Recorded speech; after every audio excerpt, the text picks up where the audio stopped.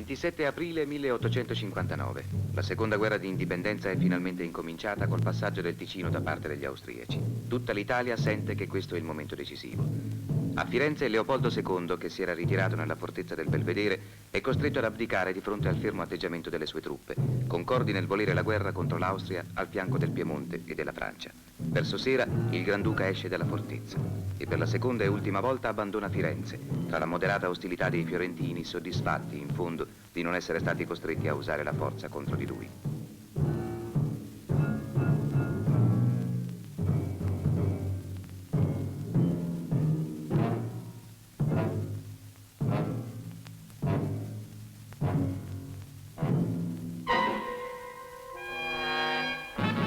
Vittorio Emanuele invia un commissario straordinario, il conte Boncompagni, ma è costretto a richiamarlo dopo l'armistizio di Villafranca, che stabilisce almeno in via teorica il ritorno della Toscana sotto la signoria del Granduca.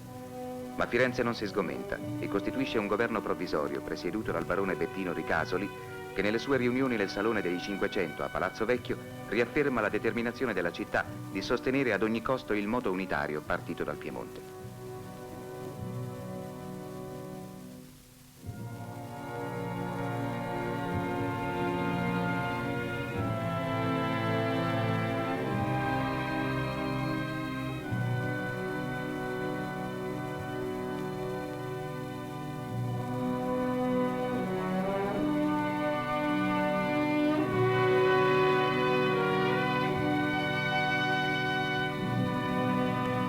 Nella primavera successiva, strappata a Napoleone III la promessa di non intervento, Cavour può promuovere il plebiscito.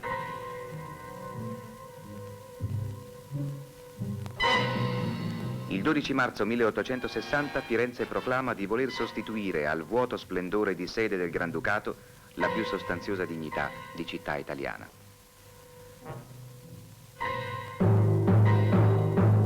La convenzione di settembre del 1864 tra Napoleone III e Minghetti, infruttuoso tentativo di risolvere diplomaticamente la questione romana, assegna a Firenze un'altra dignità, ancor più onorifica ma non altrettanto gradita.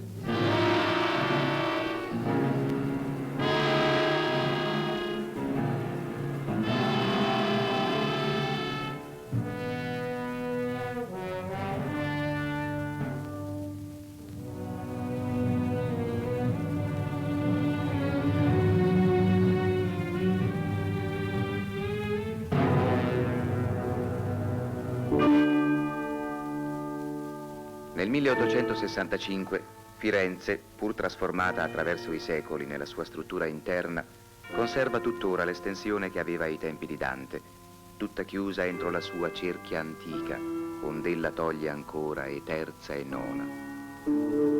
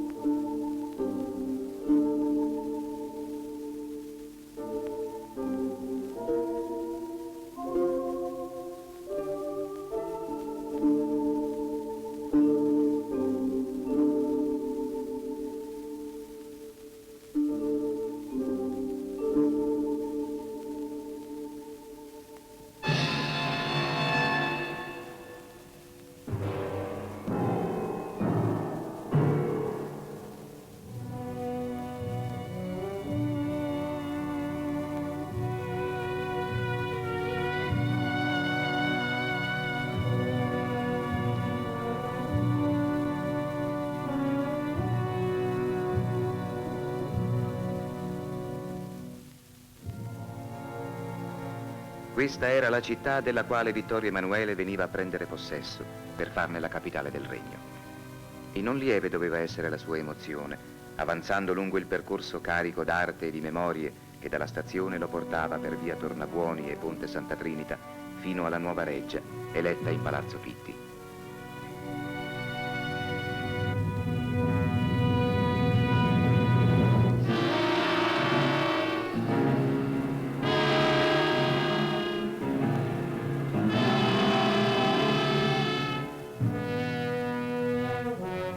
E in altre nobili e antiche dimore si installarono gli organi della pubblica amministrazione, a cominciare dal governo che occupò Palazzo Vecchio, mentre il Palazzo Medici Riccardi accolse il Ministero dell'Interno. Il comune, sloggiato dalla sua sede tradizionale di Piazza della Signoria, ripiegò sul Palazzo Feroni Spini e sull'opposta riva dell'Arno si insediò il Ministero della Marina.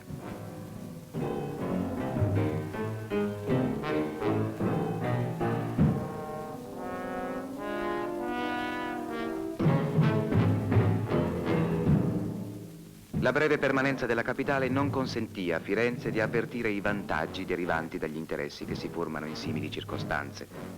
Non tardarono invece a farsi sentire gli svantaggi, connessi specialmente col rapido aumento della popolazione, che salì in quegli anni da 100 a 150.000 abitanti.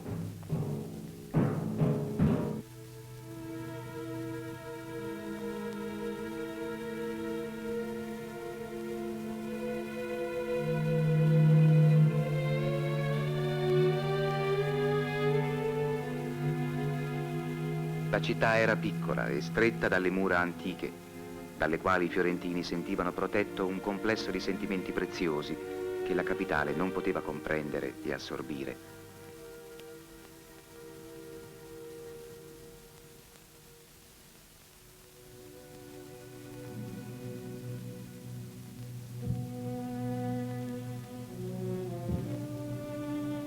La capitale aveva bisogno di spazio, di aria. I bastioni secolari messi immediatamente sotto accusa cominciarono a crollare per far largo alla città moderna. Ma più che alla nuova era che si apriva, Firenze guardava con accorato rimpianto all'età sepolta per sempre sotto le macerie delle demolizioni indiscriminate.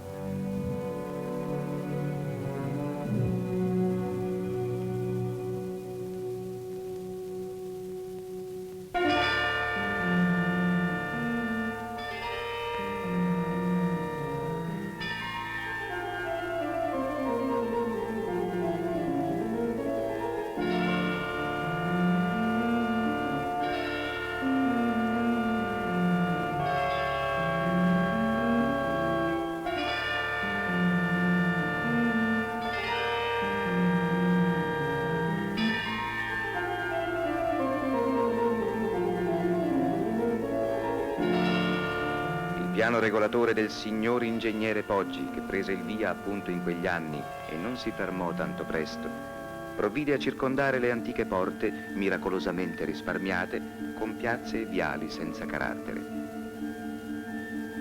Forse molti fiorentini innalzavano in cuor loro la preghiera che il Ricasoli aveva formulato in una lettera al Minghetti.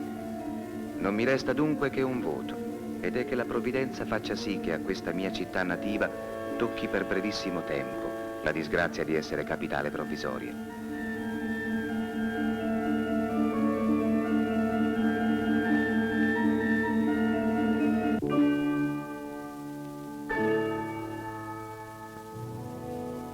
I tempi maturavano rapidamente. La prima cerimonia solenne che si svolse a Firenze capitale fu l'inaugurazione del monumento a Dante davanti a Santa Croce, fatta da Vittorio Emanuele alla presenza di rappresentanze patriottiche di Venezia, per la quale si preparava la soluzione di forza che Cavour aveva indicato.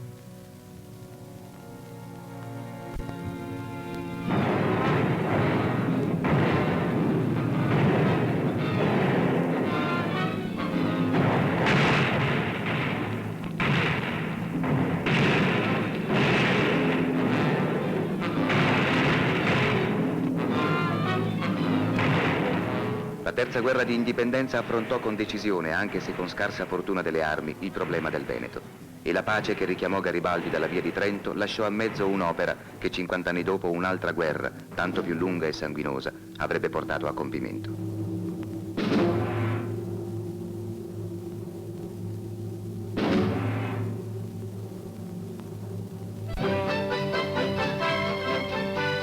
Era comunque la pace.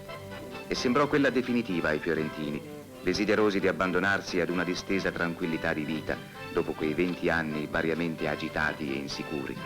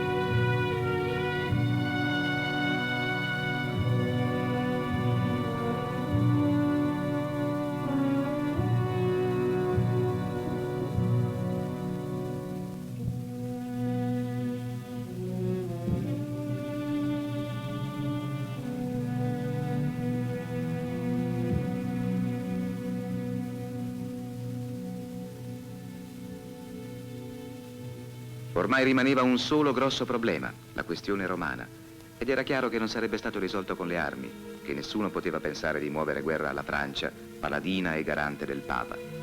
Era cosa quindi che poteva preoccupare solo una cerchia ristretta di persone. Il re per primo, che si diceva vegliasse in quiete notti passeggiando per i giardini di Palazzo Pitti. E la borghesia fiorentina anche, sempre vigile e attenta nell'ombra discreta dei suoi palazzi.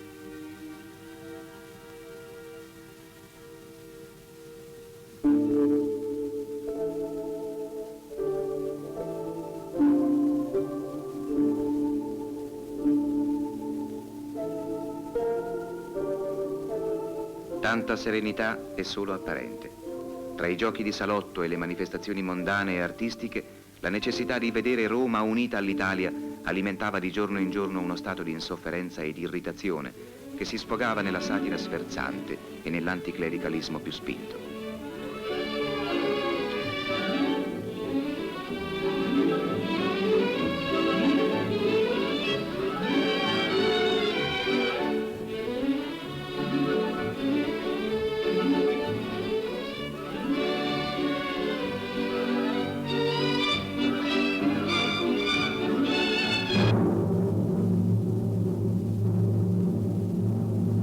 La soluzione tanto attesa giunse da Sedan, dove il Secondo Impero crollò nell'urto con l'esercito prussiano.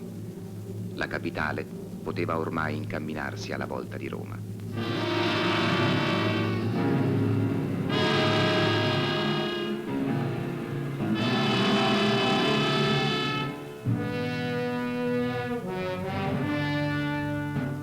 E come il volger del ciel della luna cuopre e discuopre i liti senza posa, così fa di Fiorenza la fortuna.